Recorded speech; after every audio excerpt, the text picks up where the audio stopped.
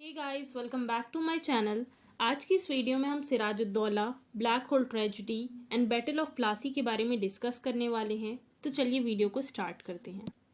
पिछली वाली वीडियो में हमने अलीवर्दी खान तक कवर किया था। अलीवर्दी खान की डेथ अप्रैल 1756 में हो गई थी। अब अलीवर्दी खान के पोते सिराजुद्दौला नवाब बनते हैं। सिराजुद्दौला का टाइम पीरियड 1756 से 1757 तक का था। बस एक ही साल ये रूल कर पाए। इनके रिलेटिव्स ही इनके सबसे बड़े दुश्मन थे। सिराजुद्दौला का कज़न ब्रदर शौकतगंज बहुत बड़ा दुश्मन था सिराजुद्दौला का।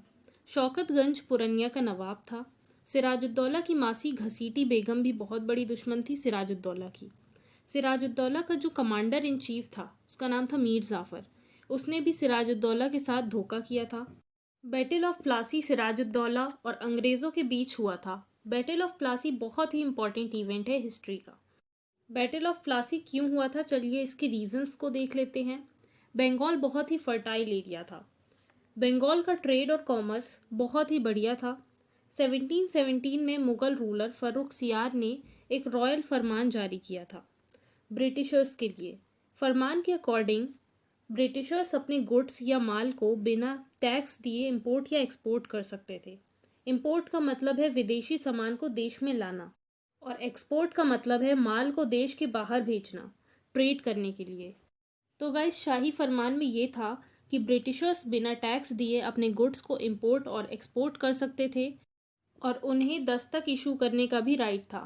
दस्तक यानी कि एक तरीके का पास जिसे ब्रिटिशर्स के हेड इशू करते थे, और इन दस्तक्स को दिखाने से इनके गुड्स की कोई भी चेकिंग नहीं होती थी।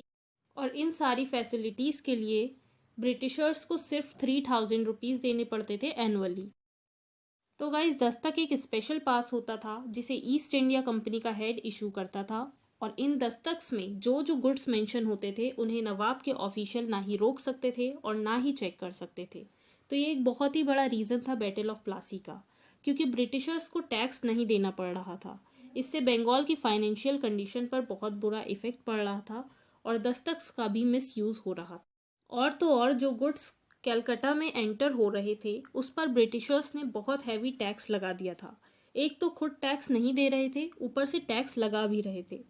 तो इससे बंगाल का बहुत बड़ा नुकसान हो रहा था। सिराजुद्दौला ने ब्रिटिशर्स से कहा कि जिस तरह से मुर्शिद कुली खान के टाइम पर तुम ट्रेड करते थे उसी तरह से करो, इंपोर्ट एक्सपोर्ट करने के टैक्सेस पे करो।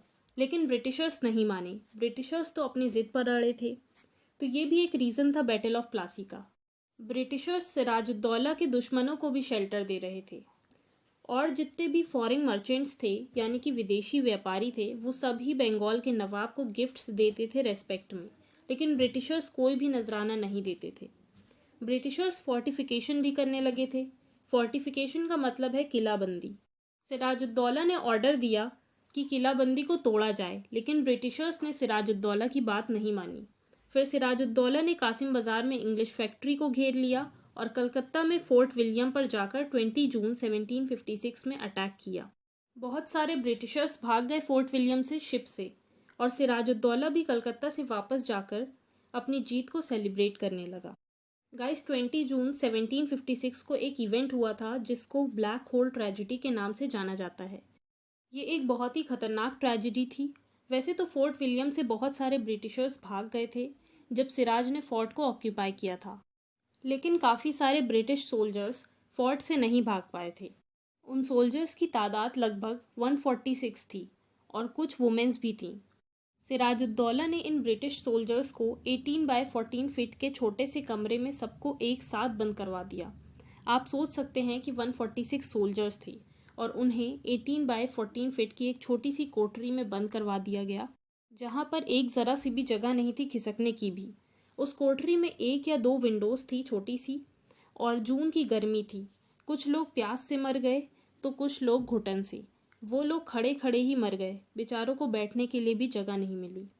जब अगले दिन कोठरी खोली गई तो 146 सोल्जर्स में से 23 सोल्जर्स जिंदा मिले, बाकी सारे लोगों की मौत हो चुकी थी। जो ब्रिटिशर्स भागे हुए थे वो फुल्टा नाम के एक गांव में रुके हुए थे। मद्रास से रॉबर्ट क्लाइव और वॉटसन की लीडरशिप में ब्रिटिशर्स की फोर्स आई कलकत्ता को ऑक्यूपाई करने के लिए। 1757 की स्टार्टिंग में ही रॉबर्ट क्लाइव ने कलकत्ता को जीत लिया। फिर फेब 1757 में क्लाइव और सिराजुद्दौला के बीच एक ट्रीटी हुई, जिसे ट्रीटी ऑफ अलीनगर के नाम से जाना जाता है।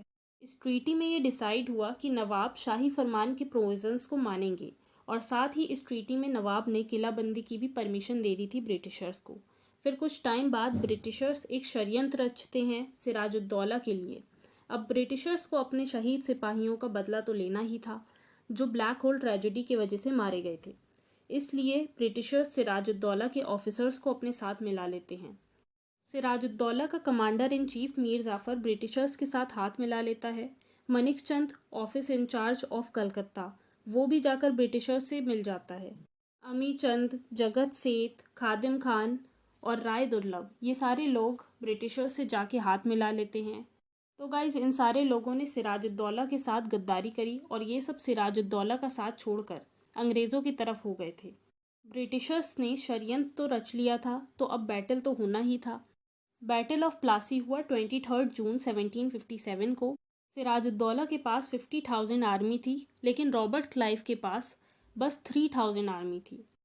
गाइज, आपको ये चीज़ ध्यान में रखनी है कि ब्रिटिशर्स की तरफ से इस बैटल को लीड कौन कर रहा था? Robert Clive.